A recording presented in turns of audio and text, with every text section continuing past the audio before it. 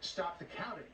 But in this case, we don't have any of that evidence that they had back in 2000. So I'm not sure how the president makes the case, but I can tell you this, that he has got teams of legal people who are working on that at this moment. Yeah, and we see the letter that you mentioned, John, which with regard to Nevada, and this is really the first piece of any evidence that we know that the Trump lawyers have put forward, which is that they say 3,062 voters who moved from Nevada before the election still cast ballots in the election.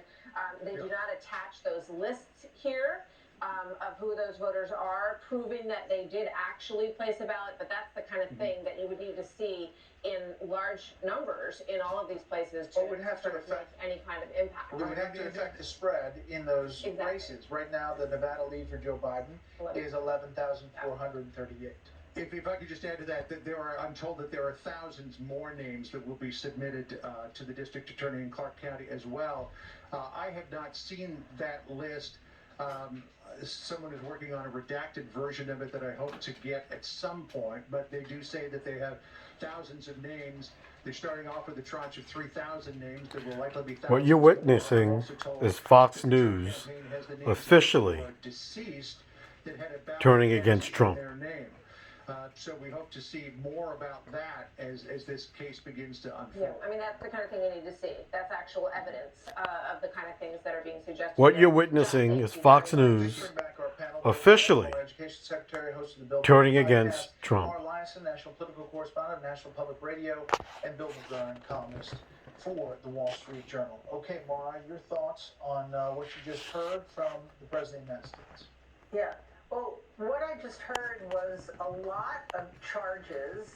We haven't seen the evidence yet. And when he says that the Georgia count, which John just explained, was his numbers are going down as he was speaking, he said this system is controlled by Democrats.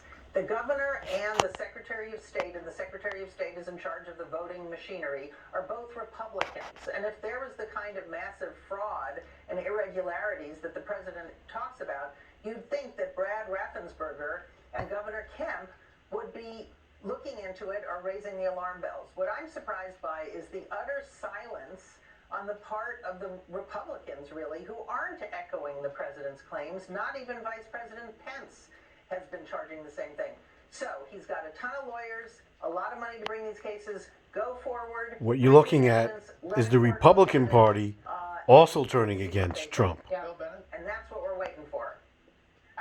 Bill Bennett, your reaction to what we just heard from the president, who said that I won Georgia, I won Michigan, I won Wisconsin, and then it got whittled down. Yeah, well, the president firmly believes he does, and I do as well. But let me just say, it doesn't depend upon the president's feelings. And with all due respect, Brett, whom I respect enormously, you and John both talked about the numbers going down as he was speaking, and that having some effect on him. Well, it may have some effect on him. It may be depressing him, probably should be depressing him, but that's totally independent of the truth of things. And though John Roberts hasn't seen the evidence yet, doesn't mean that there isn't evidence. John cited Florida, but that wasn't solved in a day or 2 days or 3 days. We remember how long that took. So I agree with Mara. If there is evidence, and I believe there will be, it should come forward. I think there's this very important and consequential circumstantial evidence that courts can make serious inferences from. Large batches of votes with not a single one for Donald Trump, and go where the evidence leads. But it's a little early to say, well, they haven't proved anything yet. No, they haven't proved anything yet. It takes a while to make a case. And no, the president is not going to say, well, if I declared the winner, I want to challenge it in court because that would be even-handed. He doesn't think it was stolen from Biden. He thinks it was stolen from him. Yeah, I understand what you're saying, Bill. Arguments for that. My point was the visual. He's trying to clean up. Making this case that the election's being stolen and it's a corrupt system. The visual on our screen showed real time as he was talking, votes leaving his column in Georgia, in Pennsylvania, and it was happening real time. I was just referencing the image. Bill McGurn, your thoughts on what the president said and where we are? I agree. Yeah, pretty much the same. Look, there's a lot of assumptions here. First is we don't know that he's actually lost the election yet. Yes, his margins are going down in certain areas. I think we kind of expected this when some of the other votes would come in. So that would have to, he would have to lose first.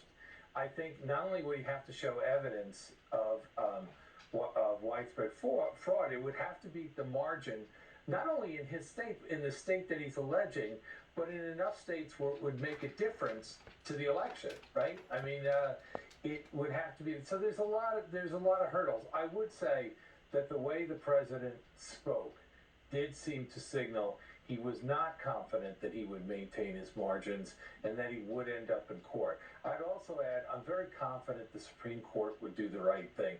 There's some people saying, well, Trump appointed 3 of the justices. I don't think they're going to declare Donald Trump a winner if he didn't win. I want to see the totals, and then I want to see the evidence, and I'm hoping that when we have all that, it will be relatively clear, because if it's not, it's going to be poisonous. Yeah, I mean, we're waiting for the rest of this vote to come in. So it's natural that these numbers are pouring in as these counties. Natural as the numbers are pouring in 3 days later. Position in many of these states where you've got 80, 86, up to 90% of the vote. So natural that these numbers are pouring in 3 days later. As these mail-in votes started to come in, if there's fraudulent behavior, if there are, chunks. It's obvious that the Republicans, Fox News, we do need to, obviously, are extremely against Trump. If that is the case.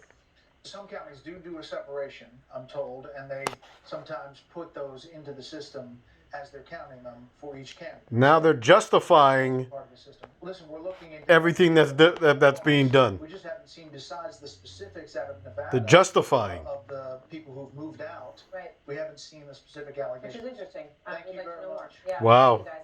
Thank you all. So if you are just joining us, welcome back to our. It's appropriate for me to implore the Attorney General to step forward, to stand up, and to add his voice to those demanding the integrity of our elections be preserved, protected, and in some states certainly restored.